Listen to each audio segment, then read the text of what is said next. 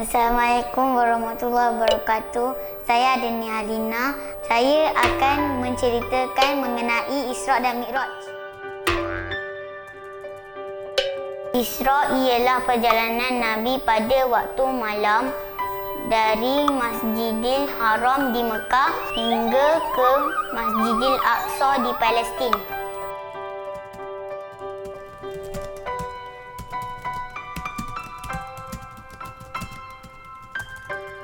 Mi'raj ialah naik ke alam yang tinggi dari Masjidil Aqsa ke Sidratul Muntaha.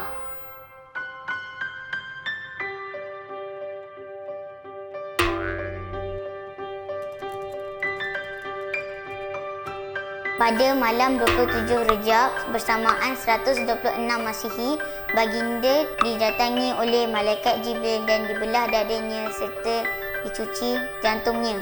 Dada baginda diisi dengan hikmah dan iman. Malaikat Jibril membawa binatang yang bernama buruk untuk ditunggangi oleh baginda. Buruk ialah sejenis binatang yang berwarna putih yang tinggi tetapi lebih besar dari keldai dan lebih kecil dari bagol. Tali langkah sejauh mata memandang. Baginda diiringi oleh malaikat Jibril menuju ke Baitul Maqdis.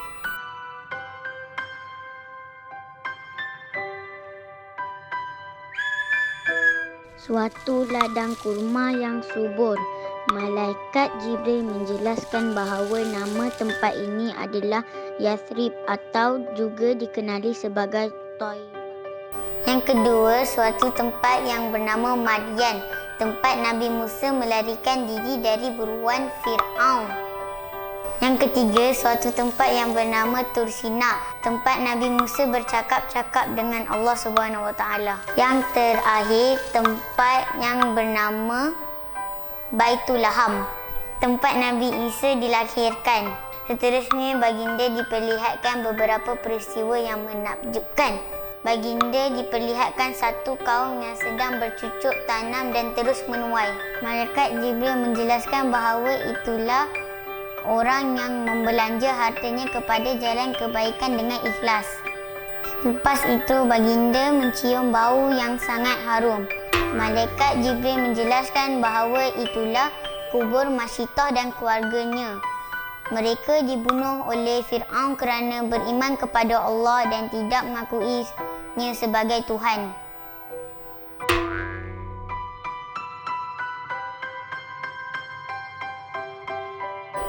Setahun sebelum hijrah, Allah SWT telah memuliakan Nabi Muhammad SAW dengan Isra dan Mi'raj. Peristiwa Isra dan Mi'raj berlaku setelah Nabi Muhammad SAW menempuh duka cita pada tahun ke-10 kenabian. Pada tahun itu, Nabi Muhammad SAW kehilangan orang yang paling dikasihi, iaitu Sayyidatina Khadijah dan Abu Talib. Mereka adalah tokoh yang paling penting yang membantu baginda mengembangkan agama Islam. Selepas kejadian itu, berlakulah pula peristiwa baginda dihalau oleh penduduk Taif. Baginda diherdik oleh penduduk Taif dan dibaling batu oleh budak-budak yang nakal. Baginda telah kehilangan orang yang paling dikasihi dan berkorban untuk segala-galanya. Baginda dikecewakan dan disakiti oleh bangsa sendiri. Semasa baginda sedang bersedih, datanglah malaikat Jibril membawa pesanan yang gembira dari Allah SWT bagi mengiringi Isra dan Mi'raj untuk bertemu dengan penciptanya.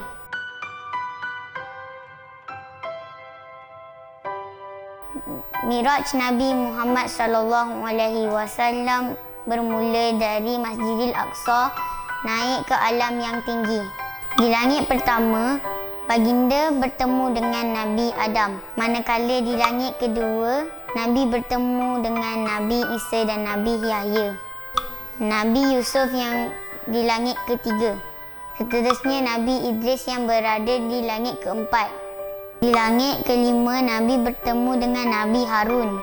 Nabi Musa yang berada di langit yang keenam. Yang terakhir Nabi Ibrahim yang berada di langit yang ketujuh. Seterusnya baginda dibawa naik ke Sidratul Muntaha dan diperlihatkan Baitul Ma'mur. Nabi menerima solat sebanyak 50 waktu. Apabila Nabi Muhammad SAW bertemu dengan Nabi Musa, beliau menasihati baginda supaya memohon dikurangkan.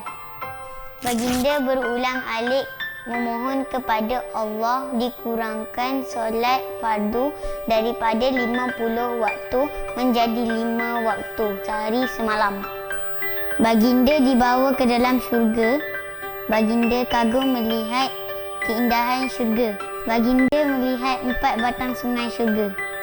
2 daripadanya adalah sungai batin dan 2 lagi adalah sungai yang zahir. Sungai batin terletak di dalam syurga iaitu sungai Salsabil dan sungai Kautsar.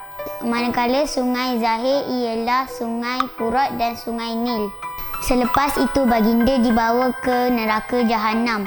Baginda berjumpa dengan malaikat Malik. Wajahnya garang dan tidak pernah senyum. Baginda melihat kaum yang sedang makan daging yang busuk. Malaikat Jibril menjelaskan bahawa itulah orang yang melakukan dosa zina. Ini saja daripada saya mengenai tajuk Isra dan Mi'raj. Wabillahi taufiq wa hidayah. Assalamualaikum warahmatullahi wabarakatuh.